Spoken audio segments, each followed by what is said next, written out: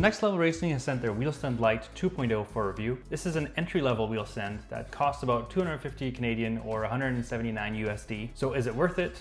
Who is it for? What do I like about it, and what can be improved? So let's talk about that in the Wheel Stand Lite 2.0 review. So quick disclaimer, Next Level Racing has sent this to me for review at no cost to me. So big thanks to Next Level Racing for sending all this out. However, my reviews are my thoughts and opinions alone. There's no external input. I do have an affiliate link below and a 5% discount code in the description. If you do want to make a purchase, you can use that 5% discount code on their website, and it also supports my channel, which I appreciate immensely. So first impressions when I was unboxing. So it comes well packaged in a manageable box. It's not too big, so it's easy to carry around. Everything inside is well packaged, and it does come mostly assembled, so assembly is super quick. First thing you notice when you rip all the packaging apart is the red paint that's on it. So the red paint for me, it's a little flashy, but I do like it because it really fits that wheel stand vibe. So on the side, you also get some stickers, a lanyard, and also a little gauge for your nuts and bolts, which is a nice addition. So for the assembly, I took my time, and it only took about 15 to 20 minutes. Like I said, it comes mostly assembled, so you really just have to erect it and then just put the nuts and bolts in and tighten it, and you're good to go. The instructions were super simple. It comes in a nice little book with color. Manual. This is really nice. This is high quality. And I like that Next Level Racing is really concerned about your floors. Everything is floor friendly. Even the feet that come with it, they have a rubber coating at the bottom as to not scratch your floor. Even the instructions say to lay it down gently to not scratch your floor, which is a nice touch because I do appreciate no scratches on the floor. So how does it drive? So they note that it is rated up to 10 Newton meters of force for entry-level wheelbases. But I have the Fanatec DD Plus, which is a 15 Newton meter wheelbase, and it is a hefty boy. I did turn it down to 9 Newton meters or so, so it should be good. The only thing is it is very, very heavy, so that might impact it a little bit. So it is a stress test at this point, but let's do it. Another thing I noticed as well when driving is the pedal tray is a lot sturdier than I thought it was gonna be. So for the price, I would expect it to be quite flexy and whatnot, but really mounting my load cell pedals on it, it doesn't look like there was too much flex whatsoever. There's also a lot of adjustability to them. There's quite a few holes on the side, so you can actually move it back and forth and also up more. I think there's actually 3 settings for up. And then there's a lot of slots in there as well where you can mount your pedals. So adjustability for pedals is a huge win. One thing to keep in mind though is load cell pedals for this is not the best idea. I am using the Fanatec CSL Elite V2s on this, which are quite stiff. So unfortunately for this, they're not ideal. But what I did is I actually went into the settings and turned it down to about 15% force to get me to my max braking force in game. And that worked quite well. I just didn't want to overdo it because I didn't want to push it too hard, no pun intended, because then I was going to be worried that the seat, like my seat that I'm sitting in right now, my gaming chair, that it was going to pop out that tray where my little rollers sit in for my office chair. So talking about that cradle is actually what it's called. So the chair cradle, it is quite sturdy. It is made out of all metal, of course, and it has some felt at the bottom, which is nice because when you put it on the floor and your seat is actually sitting on it, it's pushing down. So there's not going to be any scratches on the floors.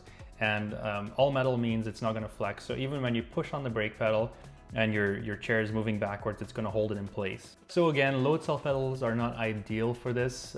Just maybe stick with the entry-level brake and gas pedals for this, or a clutch. You can use load cells like I'm doing, but you have to tone it down quite a bit, so it's not ideal. You just don't want to push it too much. No pun intended. So when I set it up and I started racing, the only concern I really had in the beginning was the movement for the wheelbase back and forth. There's quite a bit of wobble in it. So I was thinking because it is a cheaper product, there will be some wobble, but there was quite a bit there. But I must say it was my fault because I didn't actually tighten the bolts below at the hinge point. Because at the hinge point, those bolts are actually going to be loose when it's shipped, so you do have to tighten them. And once I tightened them, it got rid of about 90% of that flex that I was feeling. So in the video, you can see how it's tightened now. There is still going to be some flex, don't get me wrong, which might be exaggerated now because I have it all the way up, so on the tallest level, so there's more leverage. And also my wheelbase itself is very, very heavy. Compared to entry-level wheelbases. So there's going to be more flex for me in this video than normal, but I found for the price point it is actually very manageable, and it is expected for this price point as well that there's going to be some flex. So really it's not a big deal for me. Because there's still going to be some flex in there, it's not going to be ultra accurate like those thousands of dollars sim racing rigs, but it is very manageable. I would say for this wheel stand it's probably best to stick to the more arcade games like Gran Turismo because it won't punish you too much for those variations. So what do I like about this wheel stand?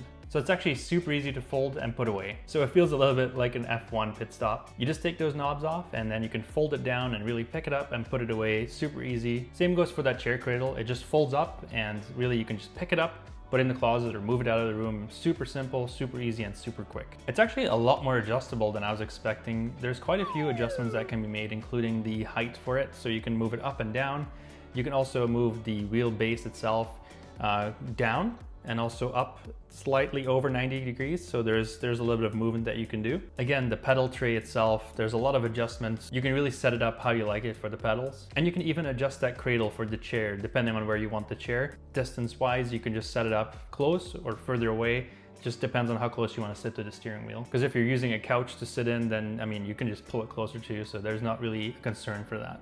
It also comes with a shifter mount, so it is a little bit close to the steering wheel, so it all depends on how you like it, of course. I don't have a shifter, so I wasn't really using it. I did mount it to show you, and I have been using it for my headset just to hang it over there, so you can use it for that as well, or you can put a mouse on it or whatever. For the price, I found that the quality of this product was actually quite high. Like, there's no scuff marks or anything like that. The finishing and the paint is good. There's no sharp edges on it or anything like that. It's well finished for the price. While that color is quite flashy, the red, it fits well for the product for what it's for. So there's something called the Victory add-on. So really what it is, it's an optional part that you purchase.